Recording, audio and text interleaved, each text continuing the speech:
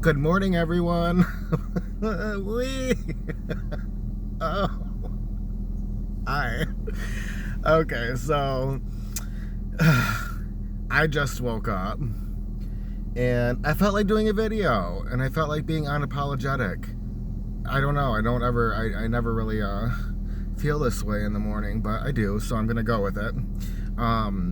I have a smoke sesh in my car in the morning, so if you're triggered by smoking or it really offends you in a video, I'm smoking, and I'm probably gonna have a cigarette or two while I'm talking to you. I've got my coffee. Ew. Ooh.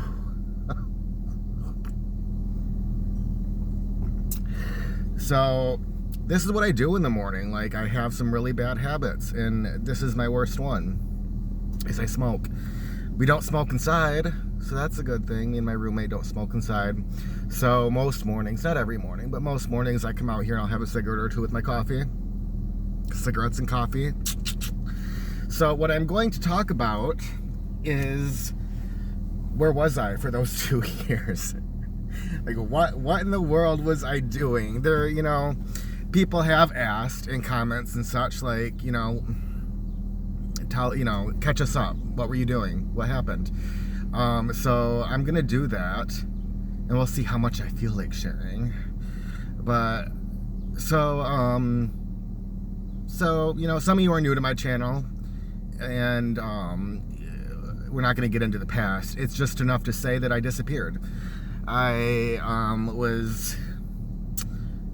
I really became a part of the community. Some shit happened. I was still posting videos, but things got very drama-y, and I decided to just disappear for a couple reasons. One, the drama was too much, and two, I had lost my passion for tarot. And I didn't know where to go with my channel if it wasn't tarot related at the time. And I still struggle with that. I'm not sure, and that's all right. But for those two reasons, I just couldn't do it, and so I really did just disappear.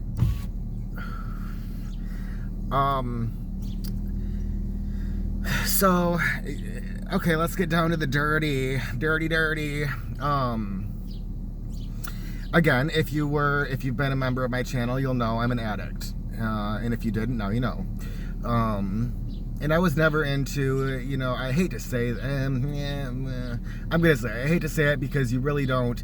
You shouldn't disqualify yourself as an addict based on what substances you use. But I drank and I used marijuana. I was never into heavy drugs. I was always, I knew I was, I knew I was an addict, and I knew that if I started trying heavy drugs, like, that was not going to be pretty. It already wasn't pretty, and if I was gonna start trying heavy shit, well, it would be a catastrophe.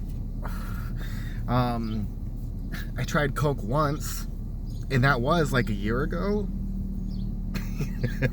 I slept with a girl that night. So you see, this is what drugs do to me.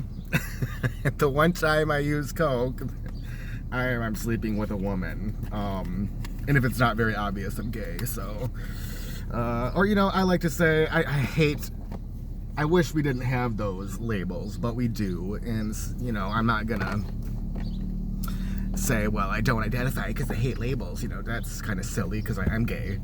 I would say 99.5%. Like, I still think there are, 1 in a million girls that, I might, but chances of finding that girl, so I'm gay. So yeah, that happened. So when things fell apart and I left, I was not in a good place at all. I had gone overseas, and that's where I had relapsed, and I came back and I continued to use. And when I say use, I was drinking and I was smoking marijuana, and it got to the point where, because I'm an addict, I relied on marijuana as like a medicine. I do have some depression and anxiety, and at first it was kind of treating those. Marijuana is not a bad thing unless you're an addict. So I relied heavily on it and got to the point where I was smoking from morning to night. And I would think it was a really, really good day if I could wait until like 3 p.m. to start smoking. But most of the time it was like all day, every day. And I didn't, and I drank occasionally, and I knew that was no good because I drank on my, sad days mostly, and there was some drama that happened when I drank, never drama when I smoked, because marijuana normally doesn't do that to me, doesn't do that to other people, but drinking did, and so drama. And then COVID hit, and of course things started getting really bad. Like, things weren't great beforehand, they were mediocre. I'm a functioning addict, so I was able to go to work, be social to a degree, and I didn't think about, if I thought about starting my channel up, it was really just in passing, and I knew that there was no way I could really do that in the state that I was in. So yeah, then COVID hit, and things, got really sad for me. Because these things are depressants. Drinking and marijuana, they are depressants. And using it every day like I did, it put me in a huge fog that obviously got worse when we started having to isolate ourselves. So isolation is what addicts do, and it's not good. So I was staying afloat for a time because I was going to work and all that. And then after lockdown, I didn't have any escape, and I just, got into a pretty dark place with myself, and I'm trying to get comfortable. And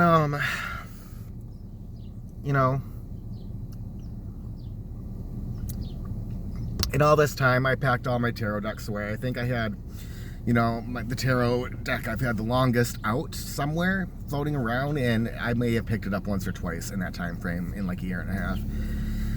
The rest I just packed up. And I did a couple readings every now and then for friends, but it never felt right, it never felt very good. So yeah, so that's the majority of really where I was and what I had been doing. And then last summer, here's the real dirty, okay?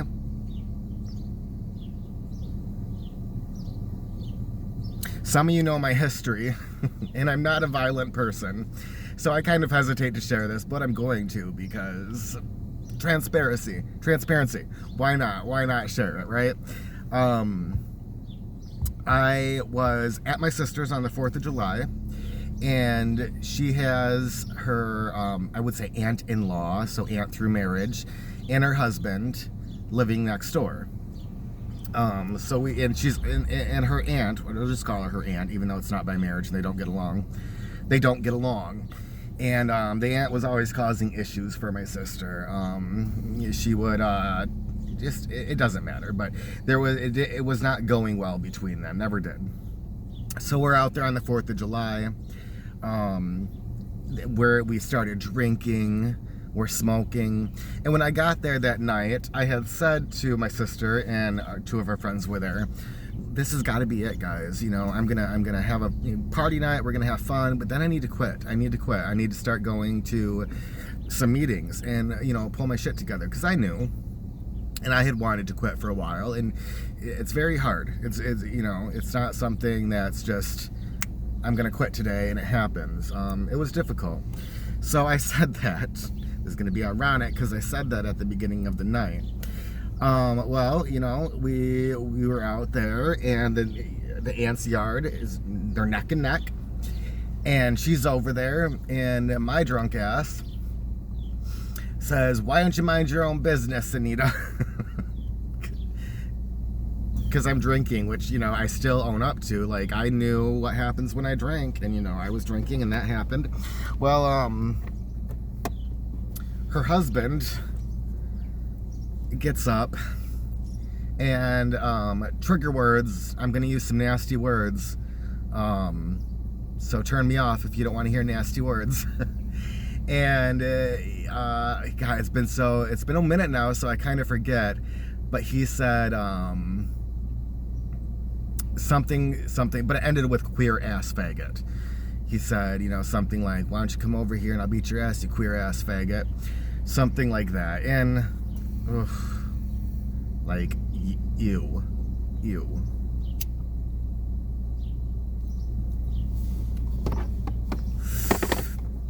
So long story short, I really am gonna make a long story short. I accepted the invitation. We got into it. I am not a fighter. I'm not a fighter, and I didn't even get one hit in before he had me on the ground, kicking me in the face while he's calling me gay derogatory names. It was disgusting. It was really bad. I do take a little bit of responsibility there because I engaged in the fight.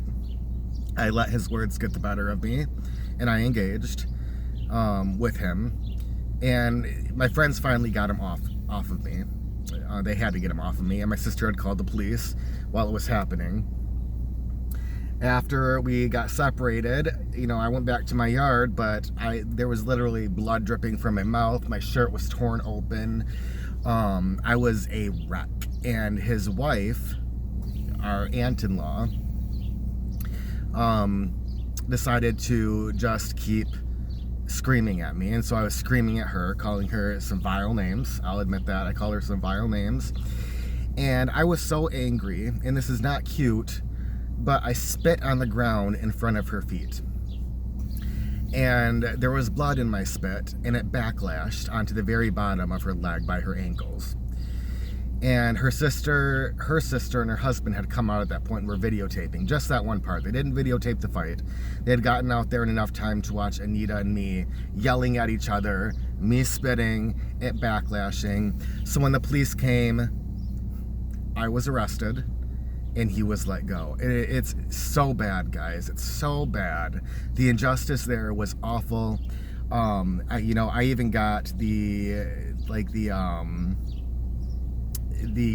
gay advocacy group in our state got involved, and if it was even too much for them. Like, I live in a very conservative town. They're gonna do what they want to. They're not gonna listen to you unless you have a ton of money for a good lawyer, which I did not have. I paid enough to get some advice from a lawyer, sit down, but nobody would listen to me. It didn't matter. It didn't matter how it started or what happened. All that mattered is that I assaulted her because my spit landed on her, even though it was a backlash, and that was enough. And I decided to make a plea deal, and I got probation. So I'm on probation. I'm on probation. Yuck. Ew. That was a really, really hard time. That was a really hard time. But here is the upside. I had to test. They took away my right to drink, took away my right to smoke, and I won't get into that. Or what I think, because the drinking, sure. Did the judge have the right to say I couldn't smoke pot anymore? No. I think that was against the law. Nobody can convince me otherwise that the judge had the right to do that. In fact, it was just ruled about 3 weeks ago in Michigan that judges and probation officers do not have the right to do that if you hold a medical marijuana card. But the judge even told me, I don't want you going to get a card. That's not going to help you. I'm not going to say yes. So I think that it was a violation, but, and this is what I struggled with for a few months, but it was a good thing for me.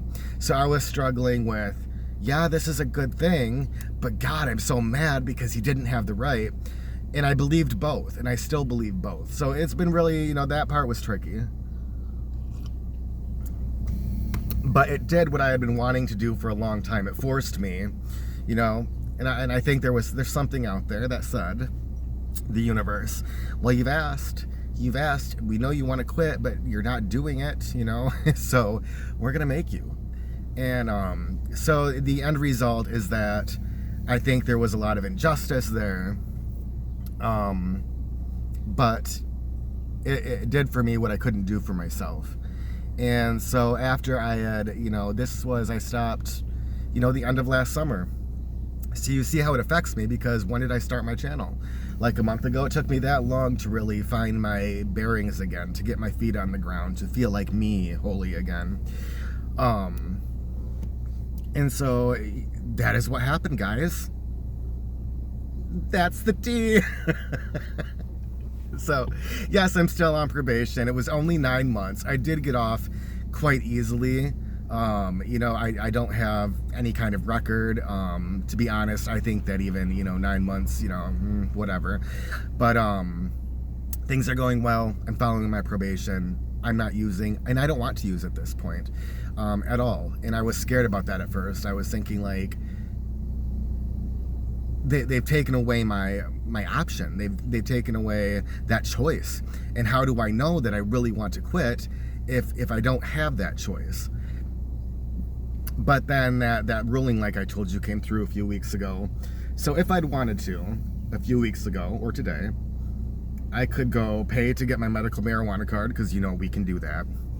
You go to a certain doctor, give them $100-$150, and you got a medical marijuana card. So I could, and I'm so happy that happened, because when it happened, I realized I don't want to. I now have the choice, and I don't want to. I don't want to go back to that place. Say goodbye to everybody and everything if I do. I've gotten really close to my aunt and my cousins. That wasn't happening while I was too antisocial to be doing that. And I know that if I go back to that, that's what happens. I disappear from the world. I isolate. I stay inside Shane. So I know that I don't want to do that today. So it's been a really trying thing, but a really good thing at the same time. And that's it. Oh my God, thanks for joining me for coffee, cigarettes, and tea. Maybe that'll be a new little series. Coffee, cigarettes, and tea. Spend the morning with Shane. I don't know. So, thanks for watching. If you've gotten through this far, thanks for hanging out with me.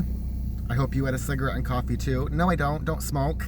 But if you do, you're welcome to smoke with me. That's it, guys. Hope everybody has a great day.